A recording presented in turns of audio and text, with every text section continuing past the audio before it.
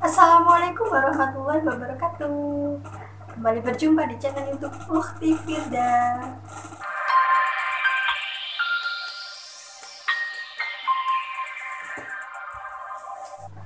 Nah, bagaimana kabarnya teman-teman sekalian? Semoga kalian tetap dalam kondisi yang fit, yang sehat ya. Karena saat ini sedang wabah virus yang itu nggak hanya di Indonesia saja, tapi juga di seluruh dunia, yaitu virus corona. Nah, ngomong-ngomong soal corona, di video saya kali ini saya akan membahas juga mengenai virus corona atau yang disebut dengan COVID-19. Sekaligus saya juga akan memberi tips bagaimana cara membentengi diri agar tidak terinfeksi yang namanya virus corona ini. Nah, oleh karenanya kalian jangan sampai melewatkan video saya ini, kalian harus nonton sampai selesai. Insya Allah semoga ini bisa bermanfaat juga untuk kalian semua. Jangan lupa subscribe dulu. Aku kasih waktu 5 detik untuk kalian subscribe, karena subscribe ini gratis guys. Jadi kalian subscribe dulu, setelah itu kalian bisa nonton video ini sampai selesai. 5 seconds later. Oke, langsung saja tanpa berlama-lama, saya akan membahas mengenai virus corona. Virus sendiri adalah agen infeksius yang biasa menyerang sel tubuh makhluk hidup atau manusia. Nah, untuk virus sendiri ada banyak macamnya. Salah satunya yang saat ini sedang terjadi yaitu virus corona. Nah, untuk virus corona sendiri yaitu virus yang menyerang sistem pernapasan manusia. Nah, oleh karenanya mengapa virus corona ini gejalanya itu adalah biasanya gangguan pernafasan atau sesak nafas. Jadi biasanya yang tersuspek atau diduga terkena virus corona ini biasanya mengalami yang namanya sesak nafas, kemudian demam, dan juga batuk. Karena masyarakat kebanyakan merasakan kepanikan atau ketakutan karena virus ini, mereka menganggap bahwa virus ini sangat berbahaya. Masyarakat kira virus ini mematikan gitu. Nah, pertanyaannya adalah apakah benar bahwa virus corona ini mematikan?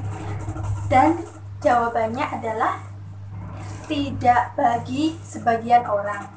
Dan ya, bagi sebagian kecil orang yang sebelumnya telah mengalami riwayat penyakit terlebih dahulu seperti jantung, diabetes, tekanan darah tinggi, dan lain sebagainya, sehingga inilah yang memicu virus itu semakin berkembang biak dalam tubuh. Jadi menurut kasus yang terjadi di Indonesia sendiri ya, untuk yang pasien yang meninggal, untuk pasien positif corona yang telah meninggal itu dikarenakan mereka sebelumnya memang telah memiliki riwayat penyakit atau sedang mengalami gangguan kesehatan seperti yang saya sebutkan tadi, sehingga virus ini akan membuat imunitas tubuh itu semakin berkurang, sehingga yaitu tadi akan menyebabkan juga kematian. Ya, jadi perlu kalian pahami bahwa sebenarnya virus ini tidak mematikan. Bagi kalian yang sehat, yang tidak punya riwayat penyakit ataupun tidak sedang mengalami gangguan kesehatan, it's okay, kalian nggak usah takut, karena virus ini sebetulnya bisa disembuhkan ya. So saran aku buat kalian semua, nggak usah takut, kita sama-sama melawan virus ini, kita sama-sama membentengi diri kita masing-masing untuk bagaimana caranya kita tidak tertular virus corona itu. Nah, lalu apa sih yang harus kita lakukan untuk melindungi diri kita, keluarga kita, dan orang-orang di sekitar kita supaya tidak terinfeksi atau terkena yang namanya COVID-19 ini? Nah, kalian simak penjelasan berikut ini. Ada 2 langkah yang harus kita lakukan dan itu sangat penting. Nah, menurut Badan Kesehatan Dunia atau WHO merekomendasikan langkah-langkah yang dapat kita lakukan untuk mencegah virus itu masuk ke tubuh kita. Yang paling penting adalah mencuci tangan dengan sabun atau hand sanitizer. Nah, di luar sana banyak orang ya yang memborong hand sanitizer sampai stok hand sanitizer ini habis ya, sehingga banyak masyarakat juga yang akhirnya membuat hand sanitizer sendiri. Nah, sebetulnya lebih efektif, lebih bagus mana sih hand sanitizer dengan sabun? Nah, jawabannya adalah lebih baik menggunakan sabun. Kok bisa sih lebih bagus sabun? Nah, berikut adalah penjelasannya. Pembersih tangan berbasis alkohol dapat dengan cepat mengurangi jumlah mikroba di tangan, akan tetapi dihilangkan semua jenis virus. Mengapa demikian? Karena sebagian orang menggunakan pembersih tangan dengan cara yang salah, yaitu menyeka sebelum kering atau jumlah volume yang terlalu sedikit. Sabun dan air lebih efektif daripada pembersih tangan untuk menghilangkan beberapa jenis virus. Pembersih tangan tidak efektif ketika digunakan pada tangan yang kotor atau berminyak. Kemudian, pembersih tangan tidak menghilangkan bahan kimia berbahaya seperti pestisida dan logam berat yang tertinggal di tangan. Jika sabun dan air tidak tersedia, gunakan pembersih tangan berbasis alkohol yang mengandung setidaknya 60% alkohol. Nah, itulah tadi kenapa sabun cuci tangan lebih baik daripada hand sanitizer. Nah, oleh karenanya perlu kalian perhatikan juga bagaimana cara mencuci tangan yang benar ya. Menurut Badan Kesehatan Dunia atau WHO, standar internasionalnya seperti apa? Kalian ikuti, kalian hafalkan, kalian praktekkan. Nah, jadi diusahakan kalian selalu cuci tangan dengan sabun dan air yang mengalir. Itu lebih bagus dan lebih ampuh, efektif, efisien dalam membunuh kuman, bakteri, dan virus. Kemudian yang kedua adalah menutup hidung dan mulut ketika kalian bersin.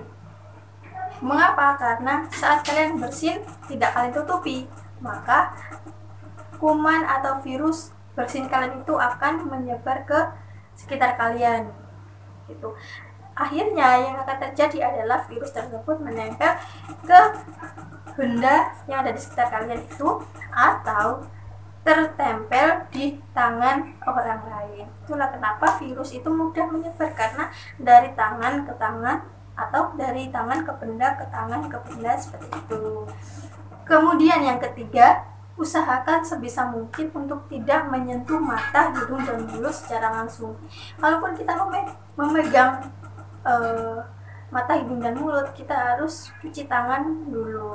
Kita harus membersihkan tangan kita dulu sampai bersih, baru kita bisa aman untuk memegang mata, hidung, mulut kita supaya tidak tertular, karena penularan virus ini bukan dari udara, karena sifat virus ini bukan terbang di udara, tapi dia menempel di benda-benda atau di seperti tangan kita ini. Itu jadi usahakan tangan kita selalu bersih. Kemudian yang keempat, lakukan jaga jarak aman atau yang sekarang disebut dengan social distancing. Nah, ini perlu kalian perhatikan ya. Jarak antara diri kalian dengan orang lain paling tidak harus minimal 1 meter.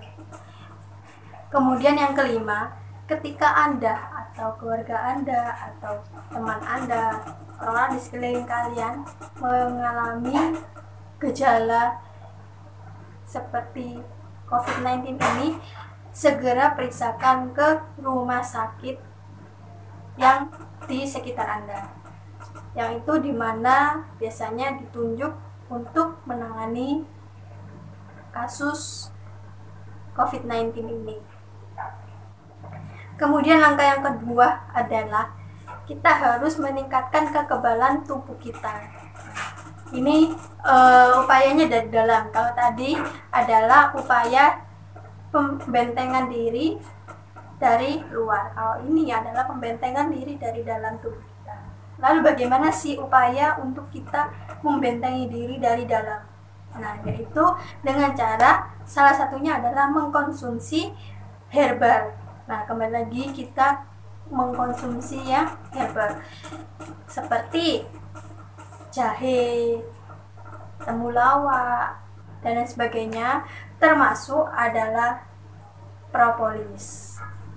Nah, mengapa propolis? Karena menurut penelitian yang telah dilakukan oleh seorang peneliti dari salah satu universitas di Indonesia, melakukan penelitian terhadap propolis, yang dimana hasil penelitiannya mengemukakan bahwa propolis ini dapat mencegah virus. Ada yang masa iya sih propolis itu dapat mencegah virus supaya tidak masuk ke tubuh kita? Nah, berikut adalah penjelasannya. Propolis sendiri adalah sebagai antivirus alami. Jadi di dalam asiha propolis ini terdapat kandungan propolis dan habatus sauda. Nah, yang dimana propolis itu sendiri mempunyai banyak fungsinya, diantaranya sebagai antivirus, anti diabetes, anti kanker, antioksidan, antiinflamasi, anti alergi, dan lain sebagainya. Nah, itulah mengapa propolis asiha ini dapat meningkatkan imunitas dan kekebalan tubuh kita. Semakin kebal tubuh kita, maka semakin sulit virus itu menyerang tubuh kita. Nah, selain kandungan propolis di dalamnya, ada juga kandungan habatus sauda, yang dimana habatus sauda ini sangat baik untuk dikonsumsi, yang dimana dulu Rasulullah juga menggunakan habatus sauda untuk pengobatan. Kemudian ini adalah sedikit testimoni dari beberapa konsumen setia propolis asiha mengenai upaya memprotek diri mereka dari virus corona dan virus lainnya dengan menggunakan propolis asiha. Nah, yang paling utama dan yang paling penting adalah kalian harus menjaga kekebalan dan imunitas tubuh kalian. Jadi, membentengi diri dari dalam itu jauh lebih penting dan ampuh dalam menangkal virus. Jadi, akan percuma jika kalian kemana-mana menggunakan masker, kemana-mana kalian membawa hand sanitizer. Kalian melindungi diri kalian dari luar, tapi dari dalam kalian tidak memperhatikannya, kalian tidak memperhatikan itu, sehingga yang akan terjadi, virus itu akan mudah masuk ke dalam tubuh kalian dan menyerang kesehatan kalian yang berasal dari luar itu. Oleh karenanya, yang paling penting, yang paling utama adalah kalian harus menjaga dan membentengi diri kalian dari dalam. Di saat dari dalam kalian sudah siap, kalian bentengi dengan kuat, dengan stamina dan kekebalan tubuh yang kuat, maka virus itu tidak akan bisa mengganggu kesehatan kalian. Tuh. Jadi harus seimbang ya antara perlindungan dari luar dan dari dalam. Oke, cukup sekian video saya kali ini. Nah, untuk kalian yang mau bertanya seputar propolis, bisa menghubungi nomor yang tertera di bawah ini. Nah, untuk propolis asli bisa kalian dapatkan dan kalian pesan di nomor di bawah ini ya. Jika dirasa video saya ini bermanfaat, silakan di like, di komen, di share, dan jangan lupa untuk subscribe ya. Subscribe dan nyalakan loncengnya supaya kalian gak ketinggalan setiap ada video baru dari saya. Terima kasih. Assalamualaikum warahmatullahi wabarakatuh. Selalu jaga kesehatan.